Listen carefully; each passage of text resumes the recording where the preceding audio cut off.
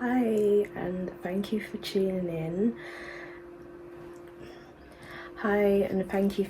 in. Today's video is going to be about my experiencing with CoolSculpting. For those of you that don't know, CoolSculpting is a non-surgical fat freezing technique. The aim of the procedure is to basically delve into the subcutaneous layer, which is basically the fatty area beneath the skin, and it basically aims to freeze those fat cells, and those fat cells are to be released through your body through your body's waste system, which is the lymphatic drainage system. And then to conclude with that, basically the area you had treated should decrease in fat as those fat cells have been removed, and you should see a slimmer area. But unfortunately for me, that did not happen. If you're interested in this video, don't forget to like, share and subscribe, and keep watching. Okay, so in about September of 2019, so just shy of 2 years, I had CoolSculpting done on my jowl area, aka double chin. So this is where my whole experience started, with basically trying to get rid of this pocket of fat here. I will insert pictures so you can see the before and afters.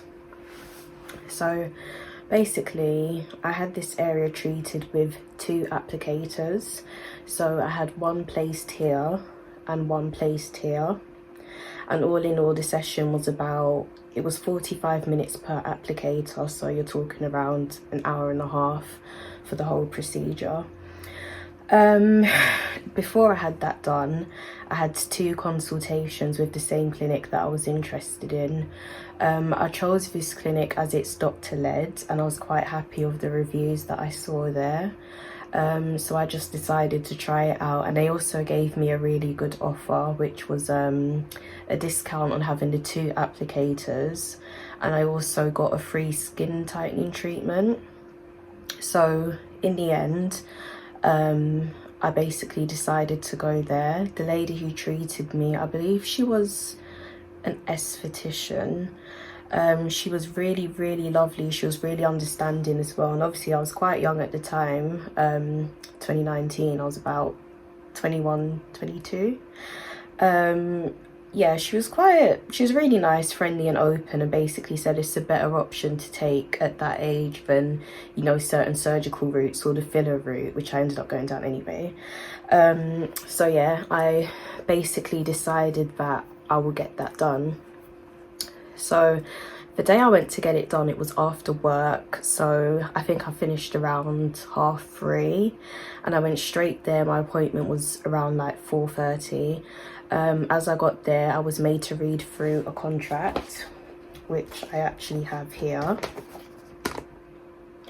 This basically has all the details of the treatment on it, what to expect, the symptoms, and what I would need to disclose as well before having the treatment done, to prevent contraindications and contractions, which is really important in dermatology and aesthetics.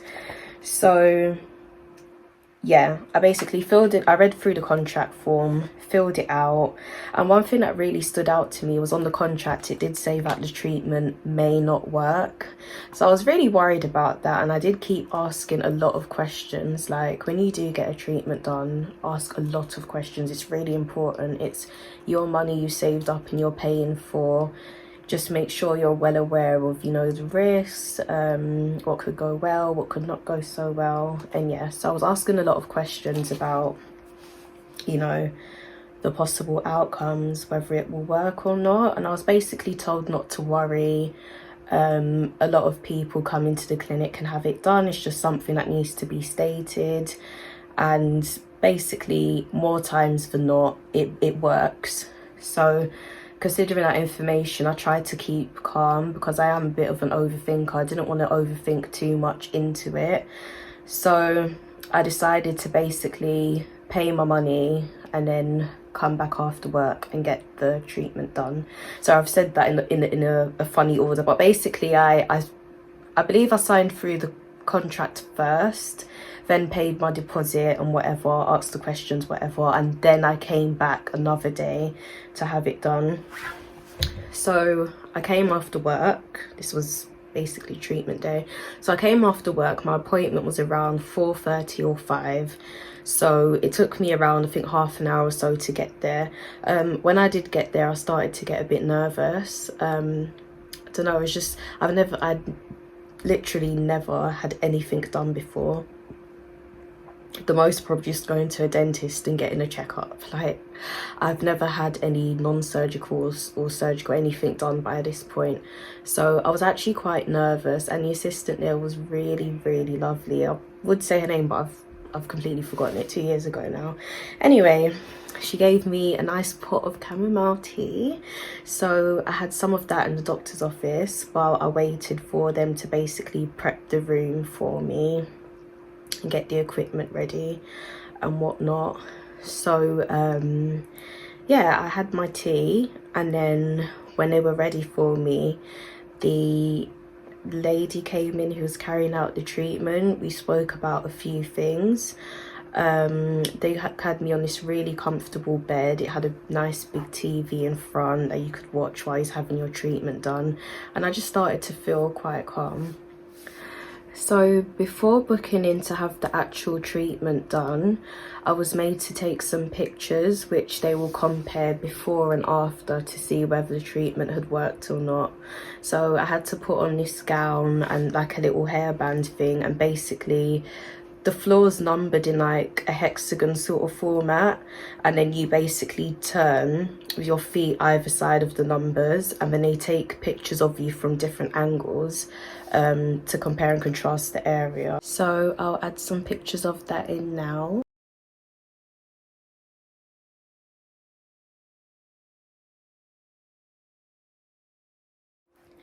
Yeah, so once I was down and comfortable, I was basically made to lie there, and the first applicator was put on. As they put it on, you feel this really strong tugging, pulling motion, and then it just gets colder, colder and colder to the point where like you just don't feel it anymore. So I was laying there was music on and stuff, and I just basically tried to relax. I tried to sleep, basically. When they first put it on, it came off, I think, once or twice, but when it disconnects, the machine makes a loud beeping noise so that the therapist or whatever is aware. So she came in and then would basically reapply it and start the machine again to ensure that I get my full cycle. So that was done. After the first cycle was done, they took the applicator off and they began to massage the area, and the aim of that is to basically break down the fat cells which have been treated. So as that was done, a cream was put on, I believe a numbing cream, and then we went ahead with the second applicator. So as the second applicator was on, I think about 15 or 20 minutes into the session, I'd really needed to wee, and I just like couldn't hold it. Like, I was trying so hard to hold it because like I didn't want to mess up my cycle of treatment and stuff like that. But then as it got to, I think, 30 minutes, I just couldn't hold it anymore, and then we had to basically pause it, and then I basically ran to the toilet, ran back, and then applicator was put on, and then I believe she put on an extra 5 or 10 minutes just to, you know, make sure I get a full cycle on the other side as well. And then yeah, once that was done, same thing, it was removed and the cream was put onto it. I then had a follow-up. Okay, my phone basically just died, so I'm having to, you know, try and drop off where I left off. So yeah, at the 2-week mark, it was basically realized that the fat wasn't reducing very much. By this point, they basically discussed that, you know, it is still early days and not to worry too much. The optimum time for the fat to reduce, I think, is around 6 months. So, you know, it is really early, but I was still expecting to see at least a fraction of change, but I didn't experience anything. So fast forward, I went back like, you know, 6 months later for my final follow-up, and no fat had moved at all, like none at all. Obviously I was really upset and disheartened and disappointed, but you know, we have to basically carry on. There is a well-known side effect called paradoxical adipose hyperplasia. There's a common condition called paradoxical adipose hyperplasia. I'll add the information into this video in a separate picture, but it's basically an issue that can occur with fat freezing non-surgical procedures, where basically the fat area that you are trying to treat, it actually takes the format of the treatment applicator. It takes the shape of the treatment applicator, so that's what it does, and it actually starts to grow in size rather than reduce in size. And I think there's a chance that I could have that, only for the simple fact is that my fatty area has grown over the past couple of years, and obviously I feel like it has taken the shape of the applicator. It is a vacuum applicator and it's very strong. So I'll also add a picture of that as well so you can see, but this is what I look like from the side.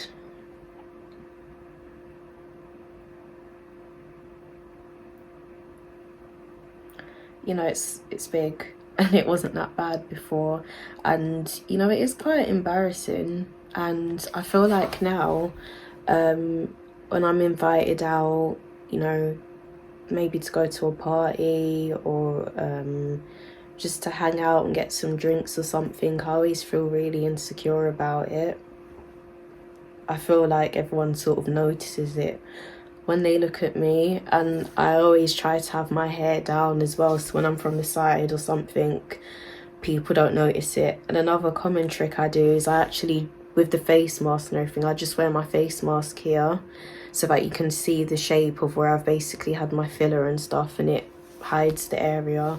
And it's quite sad really, but I mean, I guess you have to feel confident in yourself, and you know, a celebrity has actually come forward. She was a really popular model, I believe in the 80s or 90s, and she's actually suffering from paradoxical adipose hyperplasia. So I guess this is something that does need to be spoken about more in the non-surgical communities.